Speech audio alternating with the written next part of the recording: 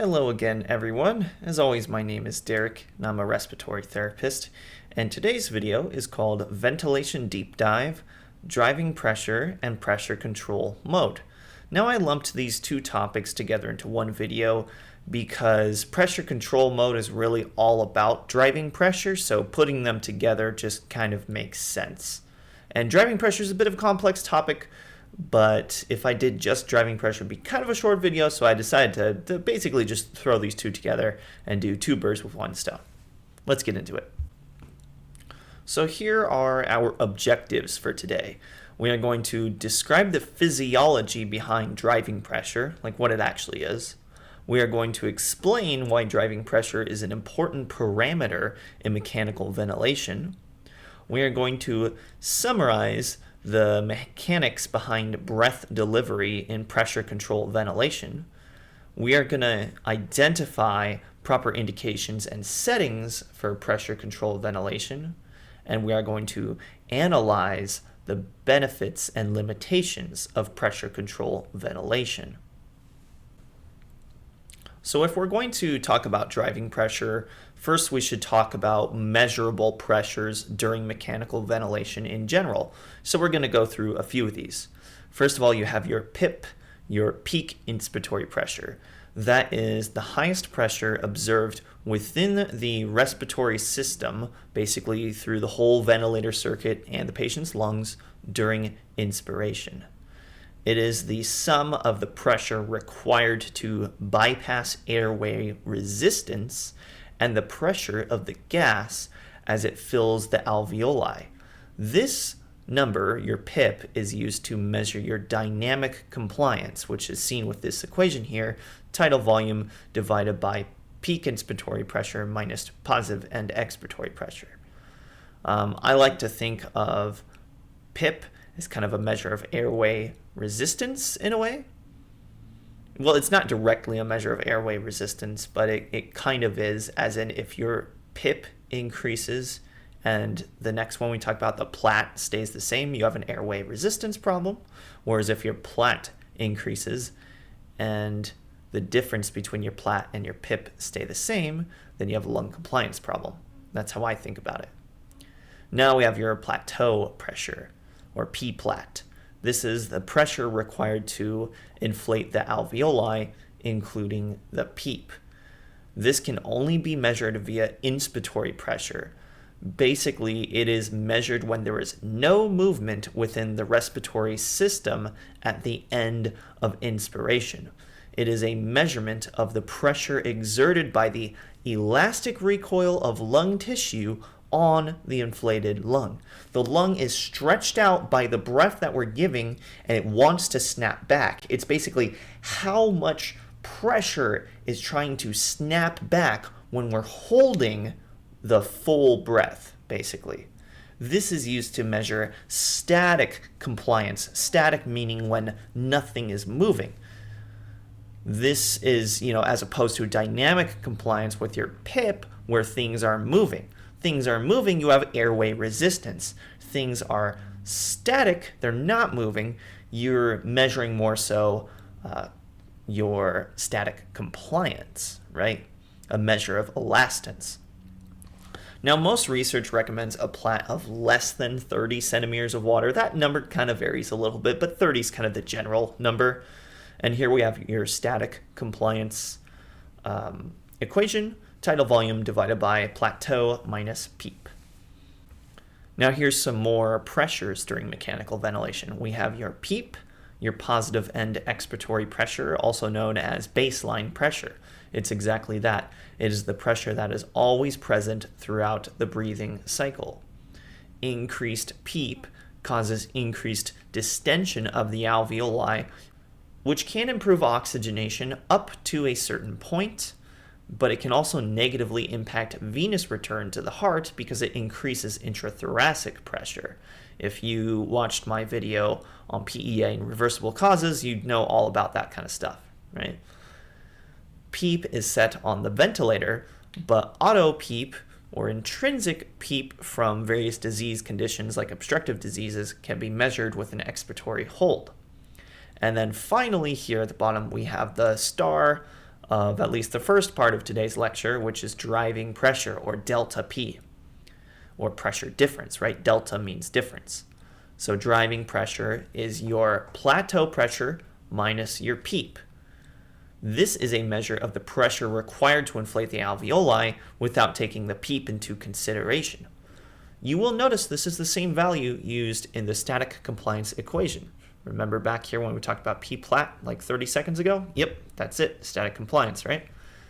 Research shows that a driving pressure of less than 15 is optimal. So let's talk a little bit more about the physiology of driving pressure. As the name implies, driving pressure is the difference in pressures within one single breath. It's the difference between end inspiratory, your plateau, and your end expiratory, PEEP, pressures. It's essentially how hard the ventilator is forcing air into the lungs. More force is more potential damage to the lungs. This number is quite literally how much potential damage we are causing to the lung tissue. I once had somebody explain it to me as driving pressure is like how hard you're punching the lung. You have to punch the lung to get it to open. And the more driving pressure, the harder we're punching it each breath, essentially. Each breath is causing the lungs to stretch and then recoil back to shape. This stretch can cause inflammation, right? Lower driving pressure is less forceful stretching of the lung and less inflammation. As we already stated, static compliance is equal to tidal volume divided by driving pressure. Therefore, driving pressure is essentially an inverse function of respiratory system compliance. The higher the driving pressure, the lower the compliance, and the greater risk of barotrauma. Another little note here that I don't have on the slide, but something to think about, is once again, this is considering when nothing is moving, right? We're not talking about PIP here. We're not talking about airway resistance. This is simply a measure of compliance, right? Static compliance. It's how much force we're putting in simply to open the alveoli. Your PIP, your airway resistance, doesn't really have anything to do with this number at all. This is purely based off of compliance. So in a lot of ways, driving pressure is kind of more important in your really restrictive patients, like your ARDS patients and those kind of ones, because those are the ones that need a lot of pressure to actually open the alveoli. In like your obstructive patients, you might have a really high PIP and you're thinking, wow, they're getting a lot of pressure, but their plateau pressures aren't very high. Therefore, their driving pressures aren't very high. It is their peak pressure that is really high. It is their airway resistance that is really a problem. And don't get me wrong, that is still a problem.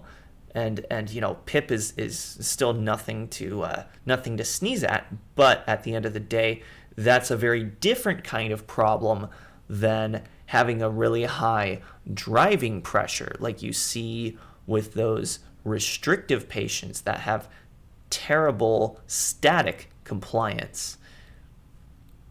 These patients, you have to use a high driving pressure, and we're going to talk about what that does in a second. So why does driving pressure matter? The data.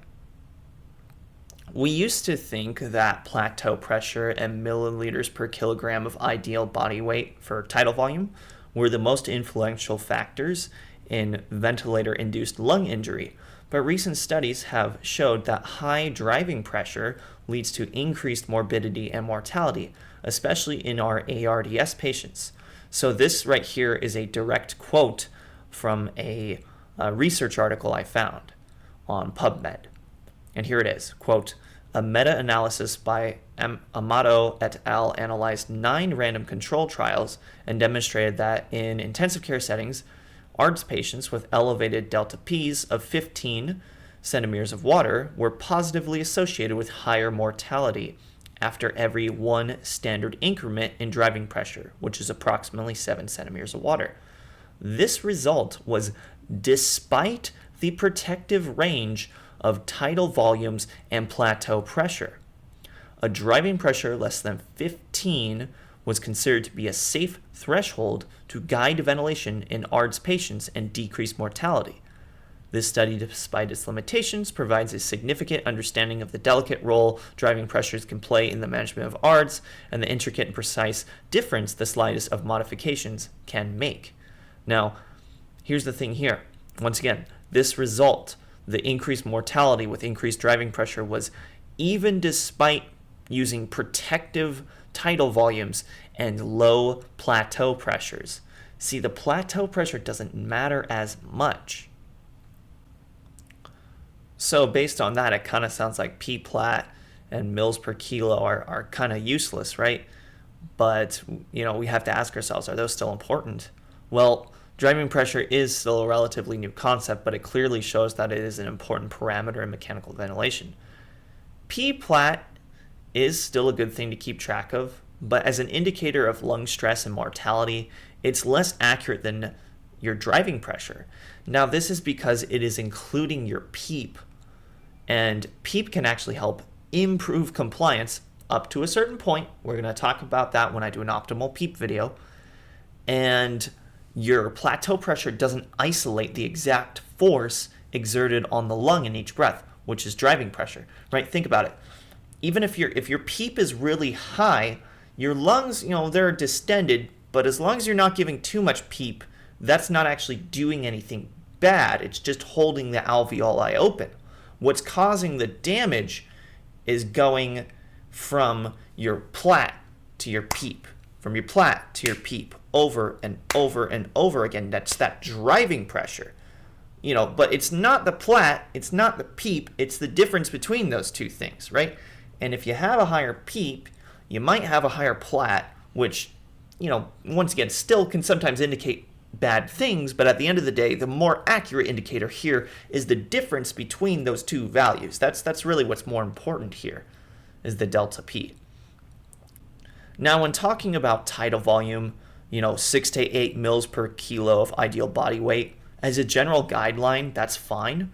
But anecdotally, I have seen tiny patients take huge tidal volumes in pressure control without any major adverse events or discomfort, because the driving pressure, the actual force on the lungs, was low. The only real drawback of large tidal volumes independent of driving pressure is the potential for hypocapnia. Yes, there is, volume trauma is still a thing, at certain levels, but at the end of the day, going to, 10, 12 mils per kilo is not going to hurt the patient if their driving pressure is okay. Now, your PIP, your peak inspiratory pressure, this still gives information about a patient's airway resistance, so it is definitely important, but I worry about it more in my obstructive patients, right, the CBABE. So now that we have a good understanding of driving pressure, let's talk about a mode where you can directly control that, pressure control mode. So in PC mode, you can directly set the inspiratory pressure. And as a result, the tidal volume will vary based on lung compliance and your inspiratory time. Most other settings are the same as in volume control. Now, this can be set as either PCAC or PCSIMV, just like you can with volume control. And the ventilator will deliver the set pressure for a set amount of time. So here's kind of a basic rundown of your settings in pressure control. So first of all, we have the actual PC itself. Sometimes this is called inspiratory pressure or pressure control or delta P, depending on the ventilator. Now, this number, you have to pay attention to the specific ventilator, and you have to pay attention to what your peak pressure is, because the PC number on the ventilator can either be additive, meaning that it adds to your PEEP, or it can be total, meaning that it includes the PEEP. So for example, if I'm using a ventilator that's additive, and I'm going to be honest with you, I can't remember which ones are additive and which ones are total, so I'm not going to name any brands or anything. But if you're using an additive ventilator, if you have a PEEP of 5 and you set your PC to 10, your peak pressure will be 15. 5 plus 10, right? PEEP plus your pressure control. Now, if you have a ventilator that gives you the total, then if you set your PC as 10, your PIP will be 10. You will have a PEEP of 5, and the number, between your peak and your PEEP was only going to be 5, right? So that's the difference there. If you have that vent that calculates it as total, you would have to set your PC to 15 instead of to 10 to be the same as the additive vent, right? Because it's counting PEEP together. Same thing if you have the vent where your pressure control is a total number. If you increase the PEEP, you will probably also have to increase the pressure control or inspiratory pressure number as well, most of the time. In general, I tend to like the vents that are additive more than the ones that are total, but that's kind of just personal preference. What do you set it to? Well, realistically, you're probably going to start your patient on volume control, and you're going to set your inspiratory pressure based on whatever their plateau was in volume control. The book answer, the MBRC answer, is 20 to 30. Second thing you set is your respiratory rate. 12 to 20 is the typical starting point, as always. That's our normal respiratory rate. Then you have your inspiratory time, or TI. Around 1 to 1.4 seconds is a good range. You want to titrate to patient tolerance. You don't want to go too high or too low here. And at least this is talking about adults. With kids and neonates, it's a little different. Then you have FiO2. The MBRC book answers 40 to 60%, or you match the previous FiO2. The real-world answer is typically 100% post-intubation, but we're going to try to quickly titrate that down to 60% or less if possible. And PEEP, generally we always set it at 5. I've known some RTs that like to set it higher, 6 or 8, something like that, starting out. The book answer, the MBRC answer that you'll get from Kettering and the likes, is 2 to 6. So now we're really going to get into kind of the meat and potatoes of pressure control and why pressure control can be so cool. And a big part of it has to do with our inspiratory time. This is our best tool, in my opinion, in pressure control. Inspiratory time in pressure control is very different than inspiratory time in volume control. So let's think about this. What is your tidal volume? It's essentially flow delivered over time. You give a certain amount of flow, a certain amount of, liters per second or liters per minute over a certain amount of seconds to achieve a certain amount of tidal volume, right? If you're giving 60 liters per minute over half a second, your tidal volume is 500 milliliters, right? You're giving 1 liter per second of flow for half a second. Basic math, right? I've seen some transport ventilators that are actually set up like that. They don't give you a tidal volume; they give you flow and I time. God, that was fun to use. Anyway, in volume control, most ventilators let you set the flow. They'll call it like peak flow or something like that usually. And your I to E ratio and your inspiratory time is going to vary based on that flow. However, the volume is obviously fixed. Now, some ventilators will allow you to directly set the inspiratory time in volume control mode. For example, I know off the top of my head, servo ventilators let you do that.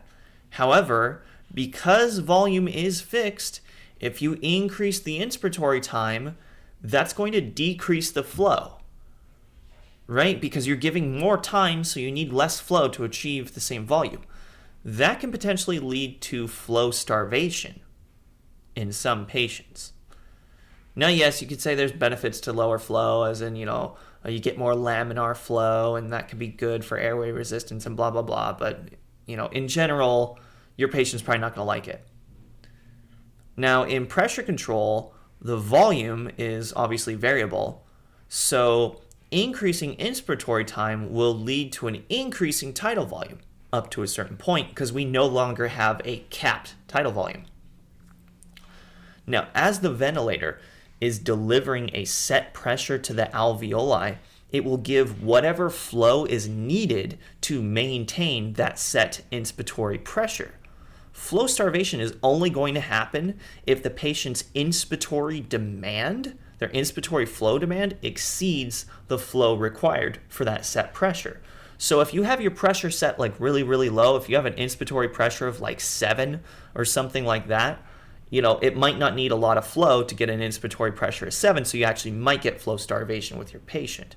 But if your pressure control number is high enough, that shouldn't be a problem.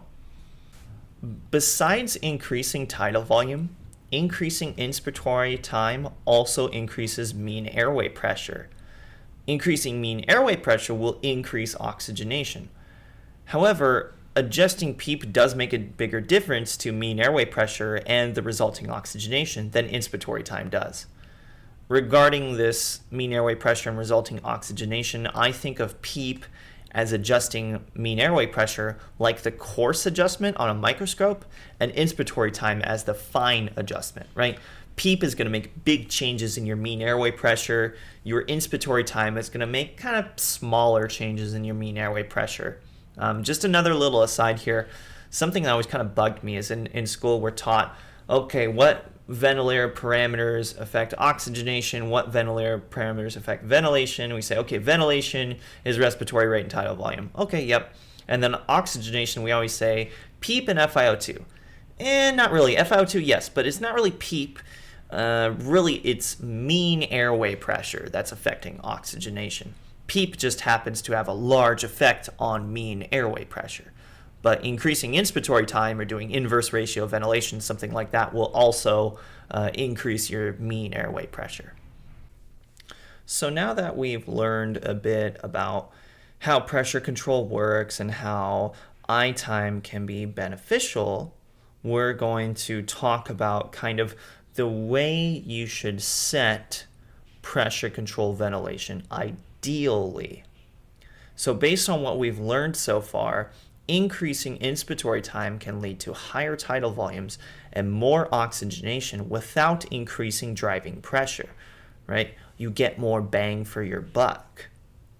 Now, the way this works, the ventilator delivers the set pressure and flow begins to fill the lungs with volume.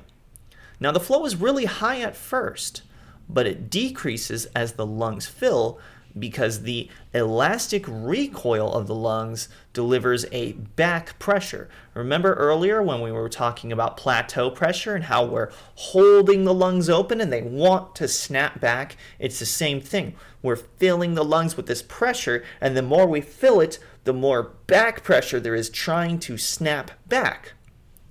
So that flow starts to decrease. Now, the longer the inspiratory time, the more the lungs are going to fill.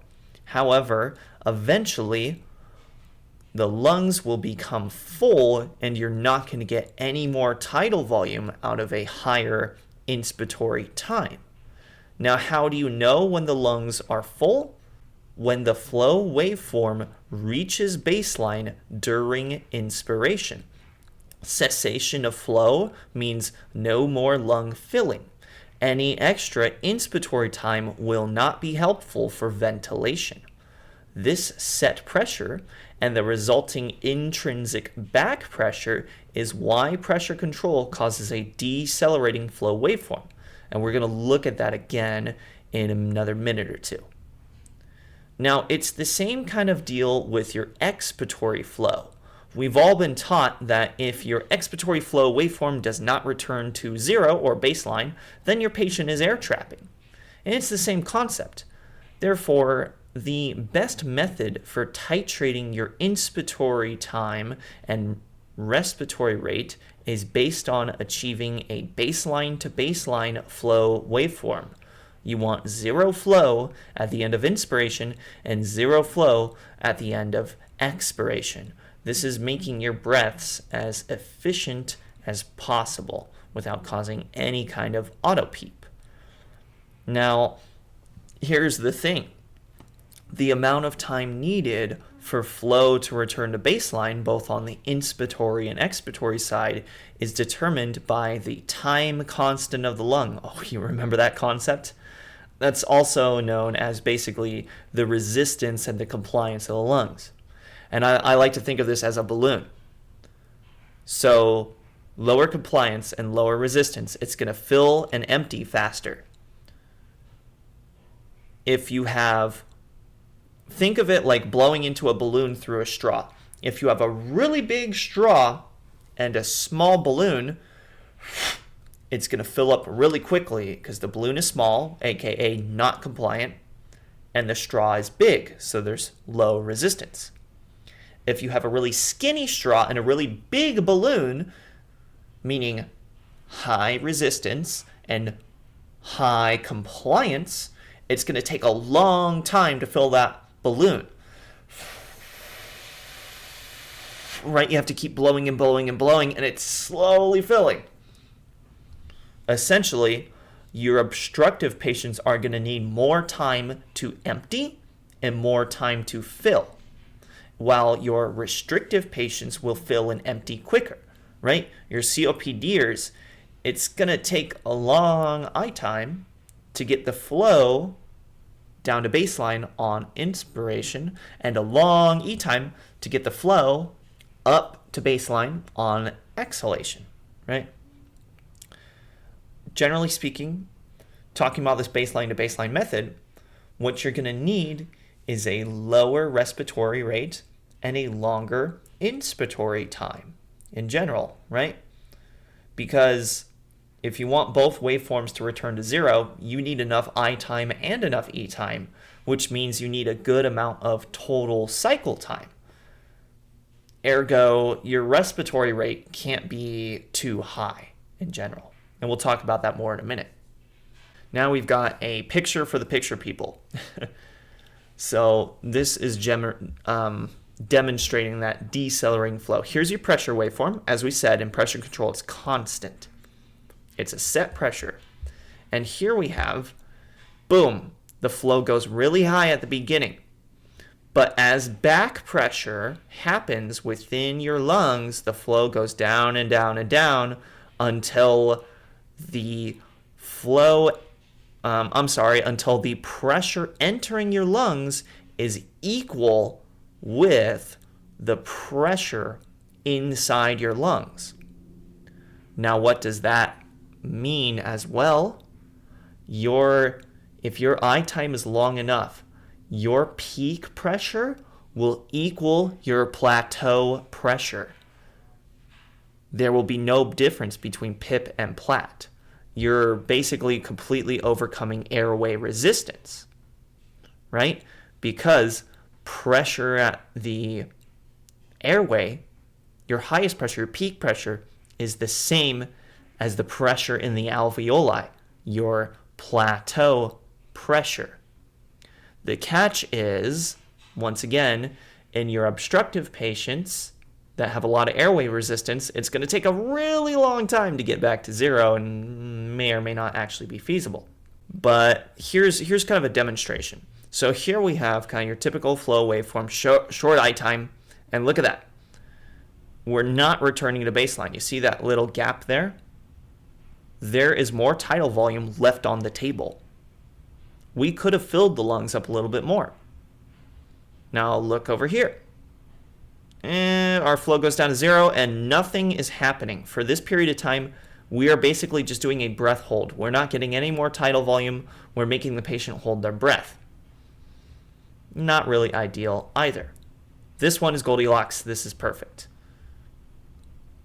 Right? Same thing, expiratory flow. Let's say, there's another inspiration here. Our flow is still zero, so we're good. If there's another inspiration here, our flow is not zero, we're air trapping, right? That's kind of the concept there. Okay, so I said just a minute ago that generally you're going to have to drop the respiratory rate and increase the I time to get this baseline to baseline kind of strategy going. And generally that's going to mean a lower respiratory rate and a higher tidal volume. Now, A lot of times, especially with our ARDS patients, when we're talking about lung protective ventilation, it's always low tidal volumes, 4 to 6 mils per kilo, and high respiratory rates, 20s, 30s, that kind of stuff. Well, here's a little quick exercise that will maybe help you kind of rethink that. So here's the question. You have two patients with identical lung mechanics and anatomy. One has a tidal volume of 300 and a respiratory rate of 20, and the other has a tidal volume of 600 and a respiratory rate of 10. Which is going to have the higher PaCO2? I'll let you think about that for a minute. Now you might be thinking, well, they have the same minute ventilation, right? Shouldn't they have, the same PaCO2? Well, we're going to talk about why the high tidal volume and the low respiratory rate is better. So here's the thing. The patient with the rate of 20 and the tidal volume of 300 is going to have a higher PaCO2, probably a lot higher. Why? You're forgetting about dead space, especially anatomical dead space. Now, these two patients may have the same minute ventilation, but the other patient's alveolar minute ventilation is much higher. Now, let's assume each one of these patients has 150 milliliters of anatomical dead space. Here's a little math. The first patient's alveolar ventilation, we have 20 breaths per minute times 300 mLs minus 150 mLs. You get 3 liters per minute of alveolar minute ventilation. 3 liters per minute of actual CO2 clearance. Your second patient, we got a rate of 10 times 600 minus 150. That comes out to 4.5 liters per minute of alveolar ventilation or actual CO2 clearance. Higher volumes with lower rates are much more efficient and allow for more alveolar recruitment. So they are much better as long as your driving pressure is safe. Now, once again, remember, there is a drawback to this, just like, there's a drawback to a long eye time and that kind of stuff for your COPDers. Here's the thing, if your patient is extremely restrictive, if they've got really bad ARDS and their compliance sucks, sometimes that's not feasible.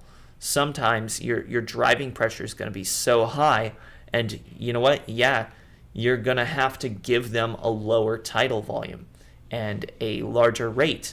And you're just going to have to accept the fact that the larger rate is not really going to totally make up for the lower tidal volume because of your dead space. It's less efficient, and you have to accept that. But a lot of times in those ARDS patients, we have to allow for some permissive hypercapnia as well, right? Like we just kind of have to accept that, right? There's not a whole lot we can do at the end of the day, unfortunately. But generally speaking, let's say your patient is relatively healthy, it is much better to go for that high tidal volume and low respiratory rate so long as you can keep that driving pressure safe. And just another quick aside, earlier when I was talking about driving pressure less than 15, all that stuff, yes, like thinking about it, you want to set your inspiratory pressure less than 15 in general. But at the end of the day, if you need to ventilate your patient and it requires a driving pressure greater than 15, you're going to have to use, an inspiratory pressure greater than 15. Sometimes there's nothing you can do about it. If the patient is that bad, you're going to do what you have to do. You just have to still be mindful of that and try to minimize it to the best of your abilities. But, you can't always abide by these rules, right? So now I'm going to talk about some more drawbacks as well. First of all, some patients may find a long inspiratory time to be uncomfortable, especially if they are awake and, able to trigger their own breaths. They may or may not find that long eye time to be uncomfortable. Now, this one I did kind of touch on before. Increasing inspiratory time to increase your tidal volume is great, but it's not a magical cure.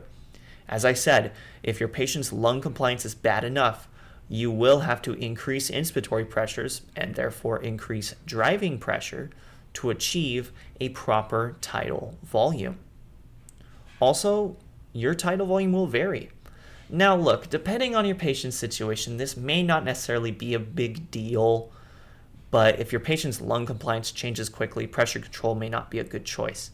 Here's the thing, like, especially in the textbooks, they put this as like it's kind of a huge drawback. Like, oh my God, you know, your PaCO2 is going to be unpredictable because your minute ventilation is all over the place. Well, you know, yeah, if your patient's lung mechanics are changing all the time, yeah. But if your patient's lung mechanics are not really changing all the time, then yeah, you're not gonna. It's not that big of a deal. Now this last one here, okay, this is debatable. All right, it's debatable whether pressure control is inferior to volume control in obstructive patients, those high with airway resistance. However, generally speaking, the obstructive patient needs a high inspiratory flow and a long expiratory time, which is kind of easier to manage in volume control, right? You can actually set that inspiratory flow.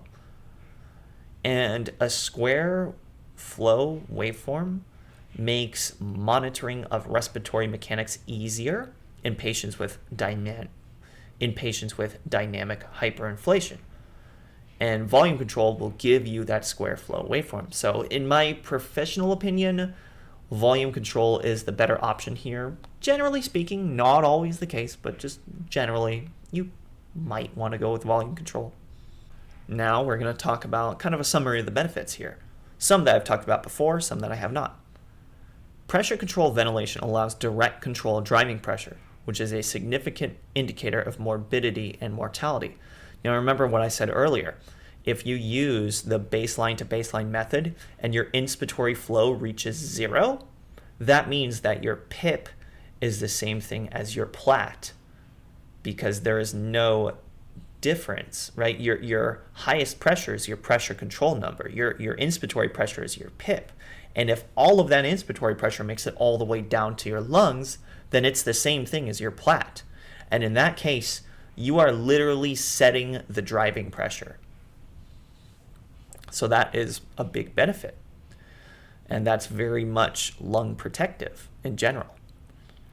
Pressure control also allows for higher tidal volumes with the same driving pressure as compared to volume control without the drawback of flow starvation, so long as the inspiratory pressure is appropriate and the patient can tolerate the long inspiratory time, that is.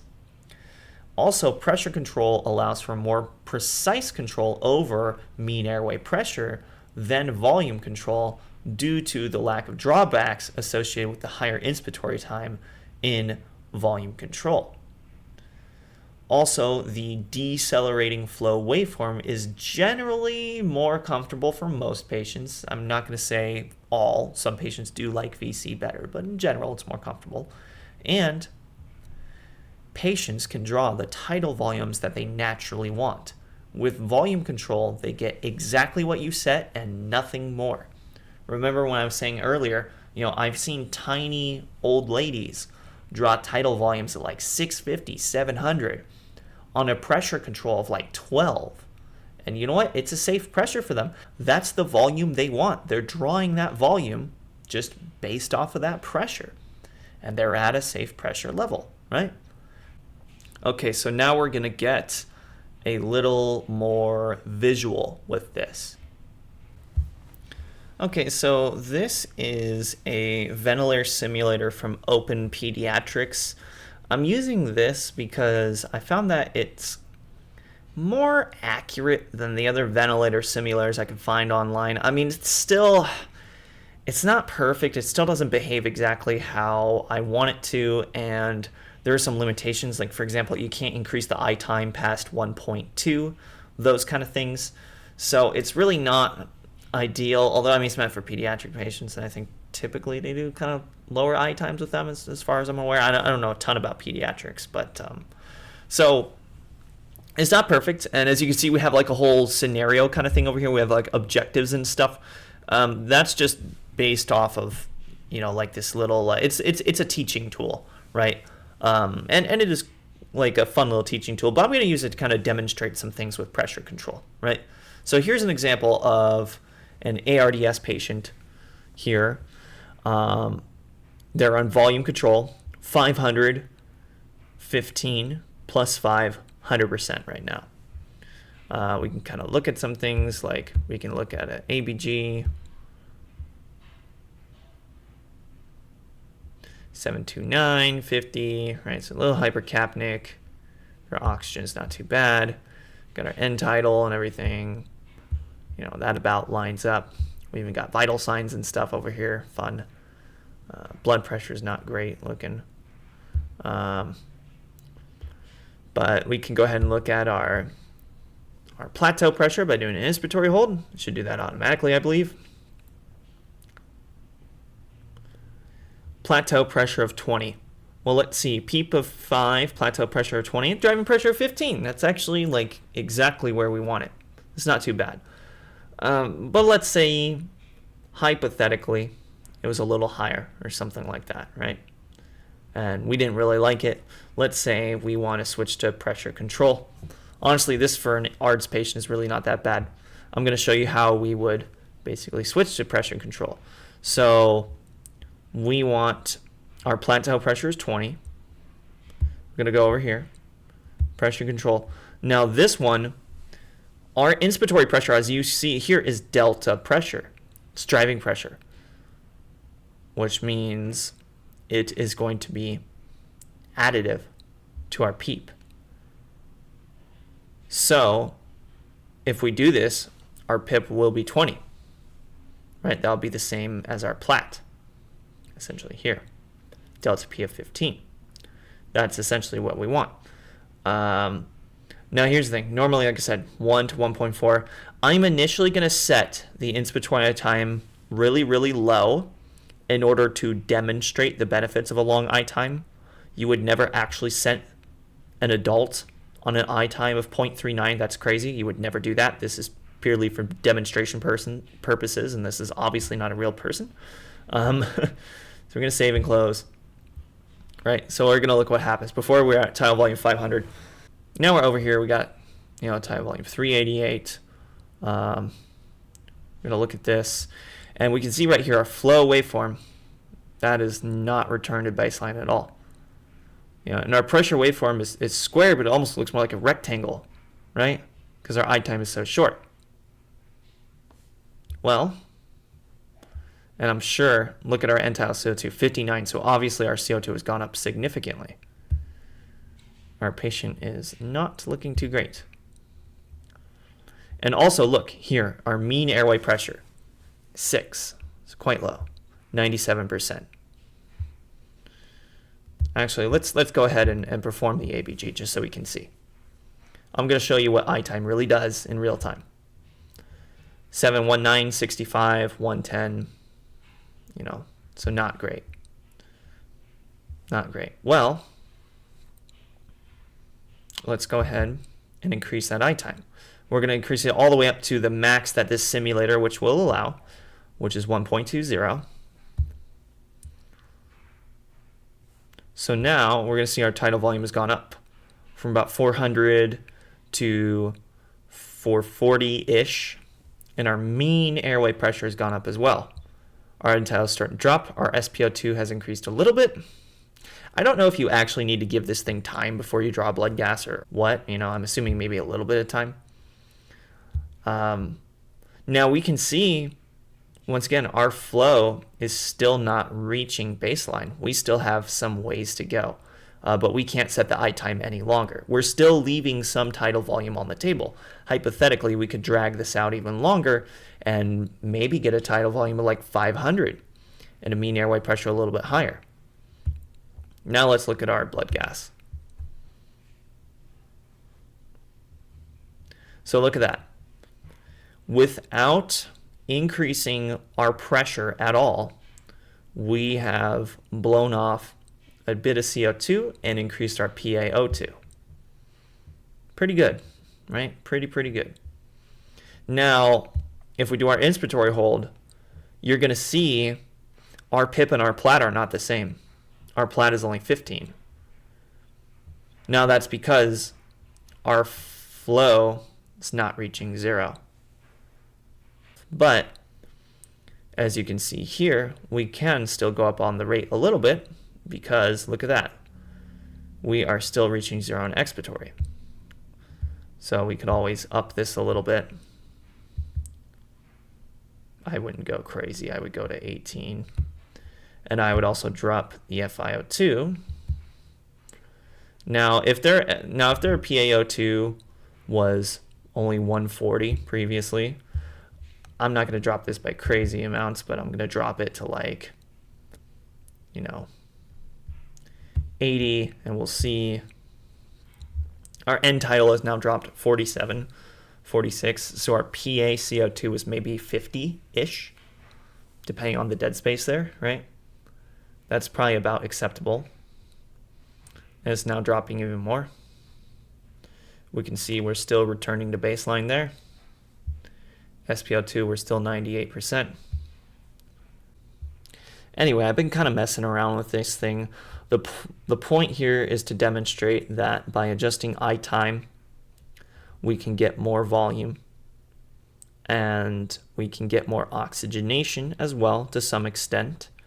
And that pressure control allows us to directly control the driving pressure. So this is a good tool. Once again, you do have to sign up for it. It's not a big deal. You just got to put in your email. And I'm going to leave a link to this in the comments. It's a fun little thing to go play around with. They have a whole bunch of different scenarios here. I was just using this one to kind of demonstrate pressure control, but they have all sorts of things here. Very, very interesting. So yeah, definitely check it out. So finally, I've got my references here. I've got 2 journal articles I used along with the textbook, and a lot of this knowledge that I didn't directly cite really came from a lot of different in-service presentations I've had given to me by several RT educators at the hospital I work at over the past year or so. And I'm really thankful to those people for their knowledge and allowing them to transfer their knowledge to me, which I then spread to the world through here. And that's pretty much going to do it for today's video. I'd say the biggest takeaways here are that pressure control has quite a few advantages if utilized properly. It's not perfect for every patient, and there definitely are drawbacks.